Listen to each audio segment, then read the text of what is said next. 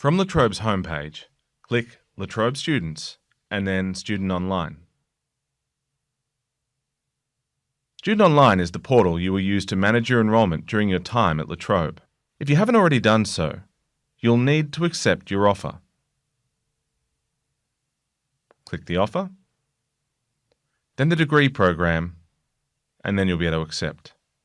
I've already accepted my offer, so let's go to enrolment.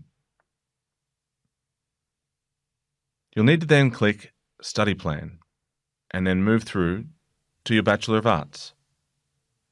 If this is your first time enrolling in the course, you might find you need to complete some personal details. We'll go over some of what's required. You need to first read and agree to the institutional terms and conditions, as well as the Charter of Student Rights and Responsibilities. I know it's tempting to skip over these, but it's worth reading through them, as you'll be held to these conditions throughout your time at La Trobe.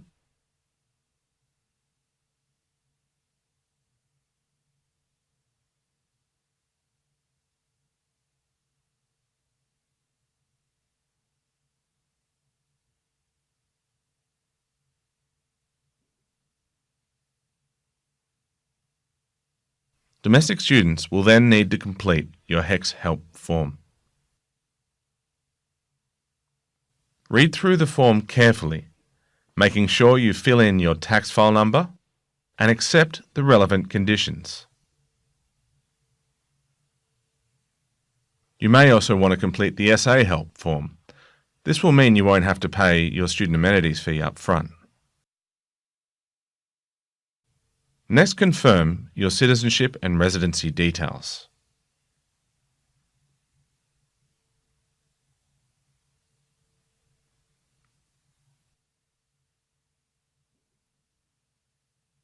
Confirm if you have a disability, impairment, or long-term medical condition.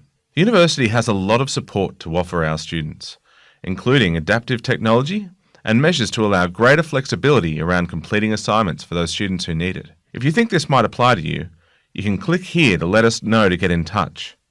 If you're keen to get started with the process, you can also contact Equity and Diversity directly. And then finally, you'll need to confirm your parent and guardian educational status. This is something the government asks all universities to capture and is used for statistical purposes. Now you're ready to enrol. But before you add your subjects, it's important to get your majors, minors and electives set up. By now, you've hopefully had a chance to plot out your study plan in one of the course grids provided. Just a reminder, the majors you select will be the areas of focus or specialisation in your degree. A minor is a smaller area of focus, and electives are other subjects taken as part of your degree to give you a variety and breadth of knowledge across different study areas, or to allow you to focus deeper in the areas you're passionate about. One thing to take note of when looking at your subjects is the year level. You can always tell by the number in the middle of the subject code. At this stage in my degree, I just want to focus on my first year subjects, so subjects with a 1 in the middle.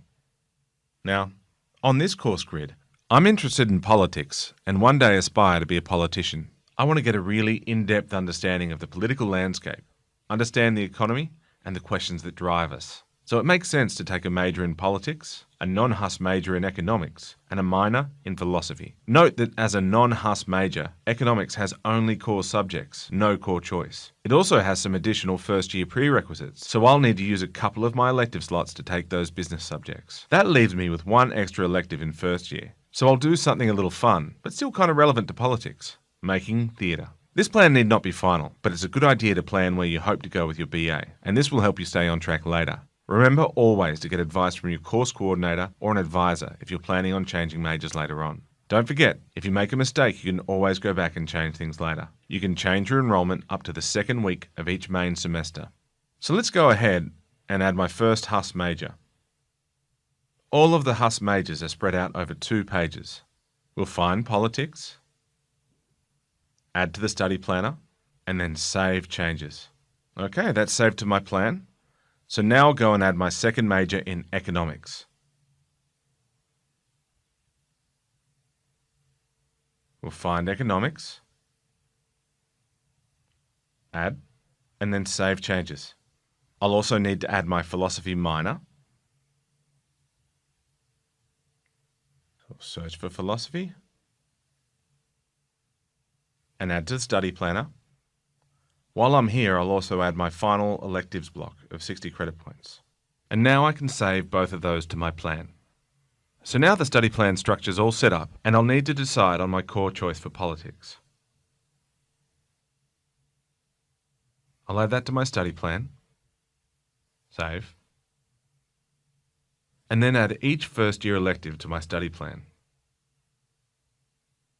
Expand the elective slot, and then for each subject, I need to choose an available slot at the appropriate year level.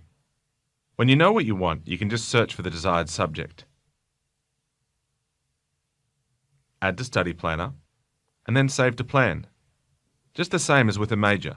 Bear in mind that if you haven't decided on all your subjects, you can search and view details through this system. But most people find the online handbook a bit more user-friendly.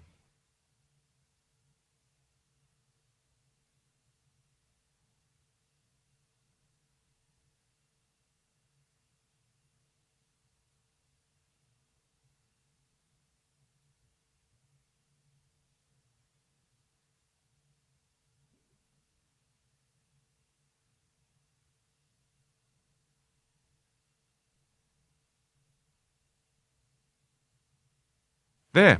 Now my study plan is all set up. All I need to do is go and enroll in my subjects for the 2020 year. I'll first click LTUO AIM and ABSO WOM and ABSO WOM. These are mandatory but unweighted subjects, meaning they're ungraded, just pass or fail, and they won't cost me anything. They're also not designed to take very long, so I'll look at finishing those really soon and before the semester begins. Then I want to click my core and core choice subjects for politics. Then the electives I've added to my planner. Note that some of these subjects are available in multiple semesters. You'll know these by the drop-down boxes on the planner. This is another reason why it's a good idea to plot things out on a study grid beforehand. The system can seem confusing enough without trying to work that out at the same time.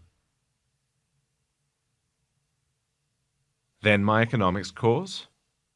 And for the philosophy minor, I'll click my first year core. When you've ticked all the right boxes, you can hit enroll. You'll get one last chance to check your enrolment list before submitting. Looks good. Let's do it. And you're done. The first hurdle of your uni career is sorted. Don't forget, you can normally change your enrolment right up until the second week of class. But don't leave it too late. You don't want to miss any classes if you can avoid it.